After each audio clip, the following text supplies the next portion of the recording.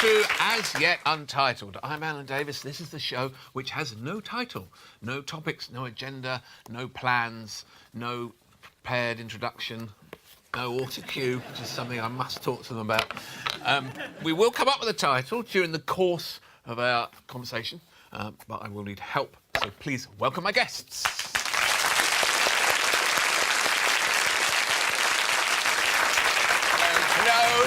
Hello, welcome. Nice to see you. Welcome, all of you.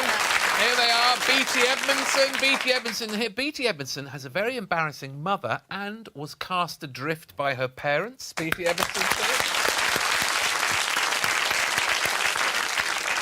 David Baddiel, delighted to have David back. David Baddiel has had an edgy girlfriend. Elis James, nice to see you, Elis. Elis James can recommend a very nice B&B in Swansea, and despite what the papers say, he is good mates with Jim Rosenthal.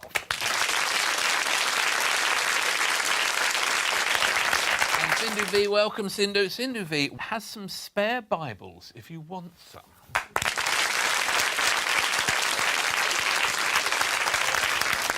What is that? It's a margarita. Oh, right. So has it got a salty rim?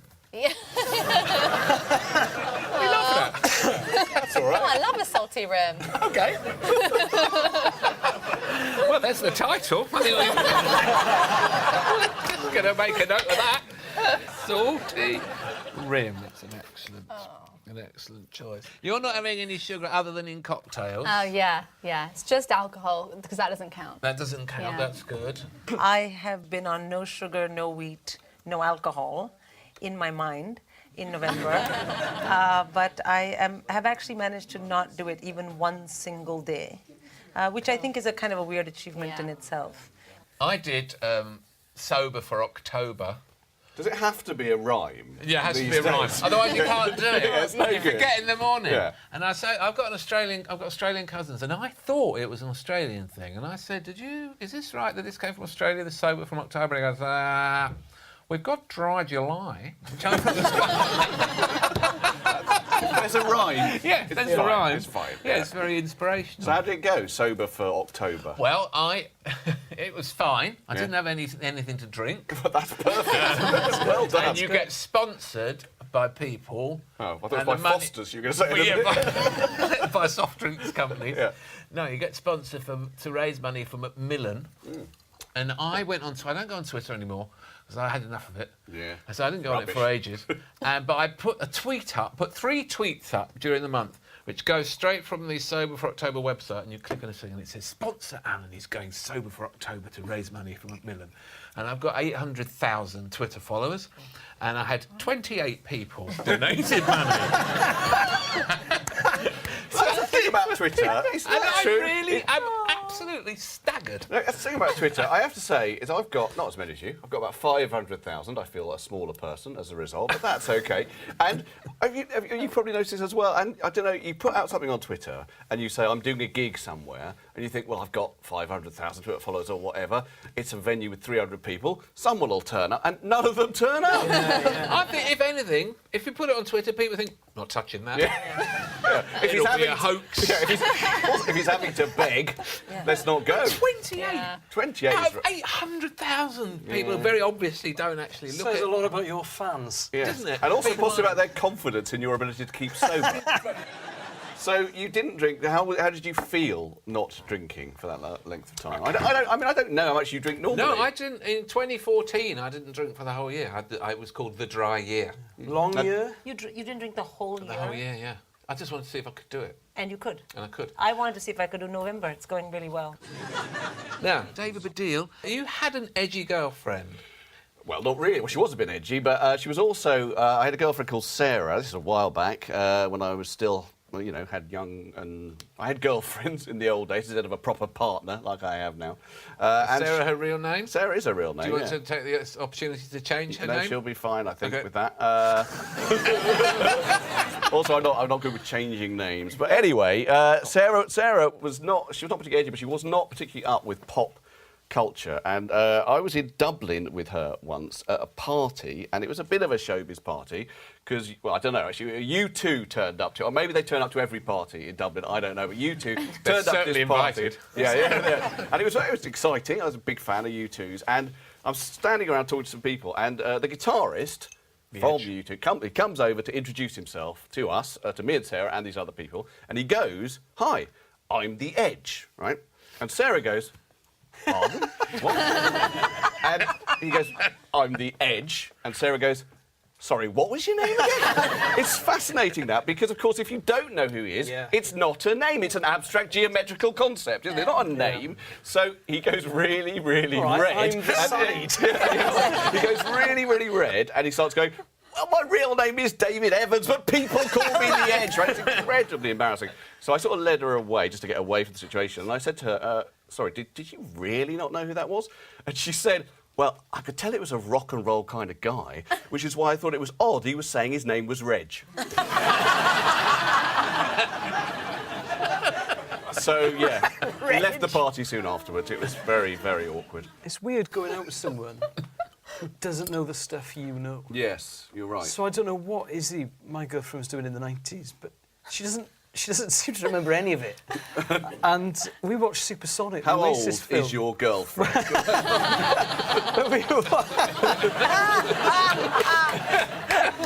Because you are a comedian. No. She's 2 years older than I am, so she's the perfect age for that to be the decade she reminisces about. And we watched Supersonic, the Oasis film, the other day. She was like, "So which one's Liam and which one's Noel? Does Noel write all this?" Yes! How does she not know? Yeah, exactly. Well, she just wasn't interested. And she doesn't know anything about sport. And we watched When We Were Kings, and Muhammad Ali was giving some amazing press conference, and he was being really funny. She's like, "This guy's... Does he have writers? This guy's hilarious!" But surely there's like a whole other 90s that she experienced that she reminisces and it about was that you know just nothing sort of- about. I don't know what she was doing. She was just like... Took she a didn't lot of wa- acid. It's the wrong decade. Yeah. She didn't watch any telly. And so a lot of her cultural references are very Derbyshire-based. Yeah. What is something in common you have with your girlfriend from the 90s as a memory? Anything? She worked in a pub during Euro 96 and was aware that there was a football tournament going on. But I don't think she'd recognise...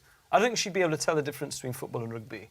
So when Is there something wrong with you? I was going to say. But I'm really into football, and when Wales qualified for the European Championships, they qualified on the Saturday, but they were still playing they were playing Andorra on the Tuesday, and she said, "So now they've qualified, is that game still going to go on?" I was like, "Yes, it just." And she was like, "Why? If it's qualified, if it's all done and dusted, why don't they just have the night off?" That's a good point. I can't explain it. So then you're like, "Well, because they've sold tickets and people have made arrangements." Well, that's not a good enough explanation. And then trying to explain to her, I will definitely be out for the first 3 games, but there might be a fourth depending on how the first 3 go. I'll probably be able to tell after the second game if there'll be a fourth, but not for definite until after the third. And there might be a fifth, but that's dependent. The vagaries of the group system are very difficult to explain. I was working with your girlfriend at the time, and I could tell you she didn't have a fucking clue what was going on. And all that was concerned was, I had to go every day and say, "Is Elis at home or not at home?" She says, "Well, I don't know what's happening." Yeah. He says he might be home, he might not. He's trying to get a ticket. He keeps ringing. This is the thing that she made me laugh. You were working with her at the time? Yes. Right. On Dam. Oh, who is she? Izzy Izzy Sooty. Sooty. Oh, it's Izzy Sooty. Yeah. Oh, well, it's all become clear now. Since Elis has just called me from France and demanded I book him a Eurostar ticket. That was what he kept doing. She, after Wales beat Russia 3-0 in the greatest performance in Welsh history, she texted me about a minute after it had finished with, "Wow, well done, congratulations," and about 40 champagne cork popping emojis. And I thought, the dam's broken. She likes football. And I called her up and I said, "Wow, did you watch it?" She went, "No, Dan told me." It just didn't mean anything to her at all. That's great. What's your Jim? Sorry, what's your Jim Rosenthal connection? Oh, yeah. Oh, yes. Well, right. ITV legend, Jim My Rosenthal. dad's a very aspirational man, and he always said, "You need to aim for the stars." So we were on holiday in Bristol, and Dad...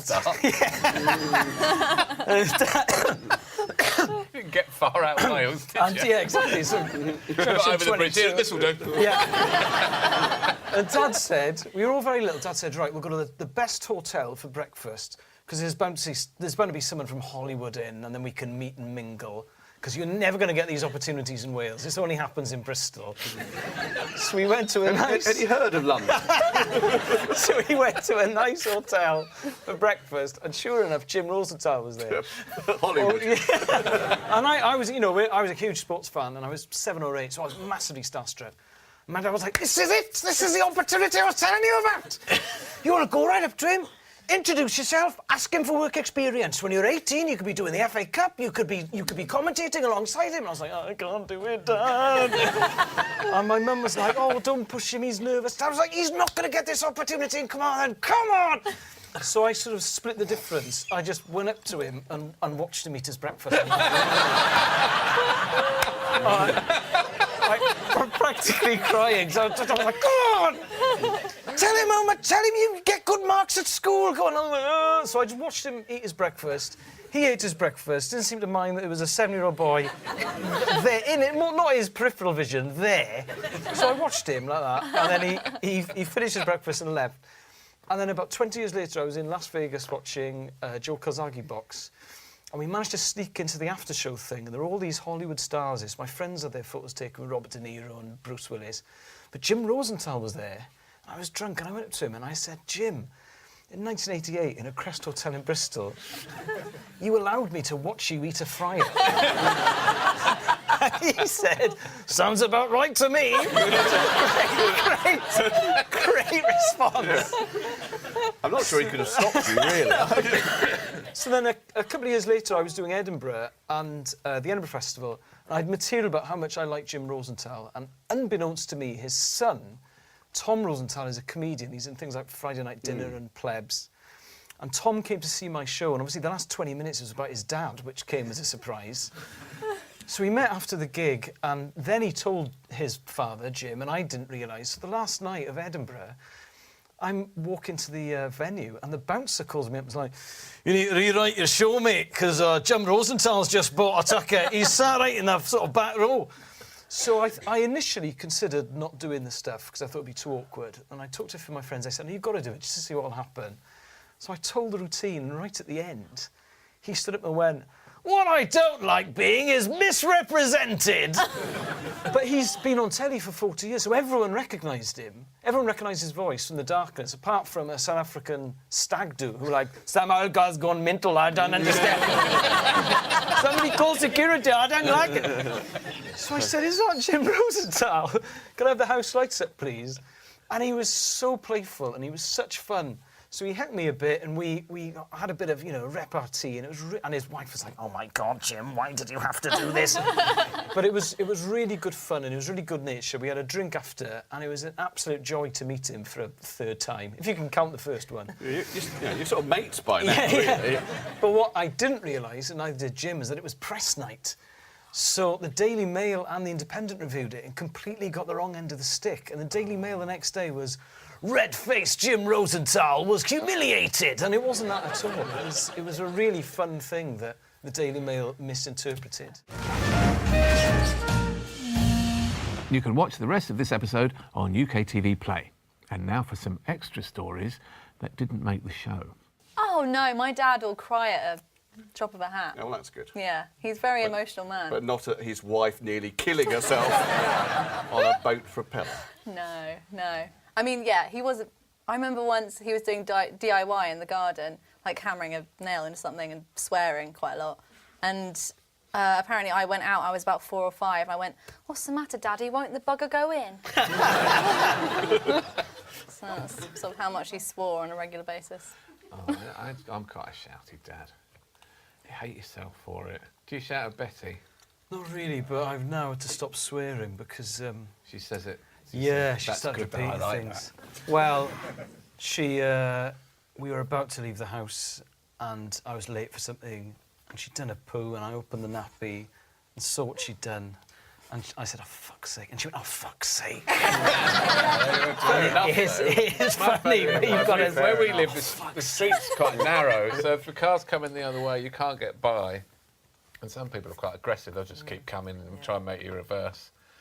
And we got stuck, and I was not having it on this day. So I'll sit this one out. I'm not in a hurry. And my daughter's in the back, and she goes, "What an arsehole."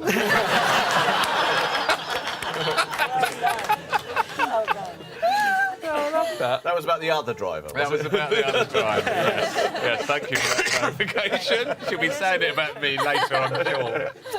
Here's a great trick you can do with your daughter, which I've done with all my kids, is the first time they swear, you say, no, you can't say that word, it's a mummy word.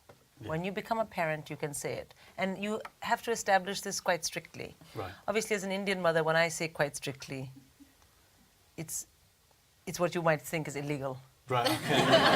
But it's not. But I mean, just to be quite strict about it. And they very quickly pick it up. You know what I mean? And so once when my middle child was quite young and she was in the car with my husband who swears a lot when he drives, he said a bad word. And she said, you can't say that, it's a mummy word. So, you know, she got it right away. Yeah. But then, third kid, last kid, doesn't go with that at all. And you'll see that because you've got 3, right? And you'll see that with your last kid. I came back from a gig, and it was one of those gigs where I did my best, and it was very funny always, and I died. And I came back and I told my husband, I said, oh, the audience in Slack was terrible. And the baby was playing Lego around the corner, and she said, oh, Mummy, it's okay, screw the audience. So I was like, oh my God, you can't say that word. It's a mummy word. And she said, no, I had the mummy word in my head because that was the F word. So I was like, you know, swings and roundabouts kind of thing. So my little boy, my little boy, I don't know if he's a funny or just only interested to the parent. But he said, can I say, because he's been told a couple of times, there's a couple of things he can't say, can I say, for goodness sake?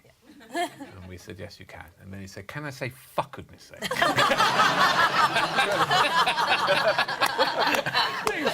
He was 4, right?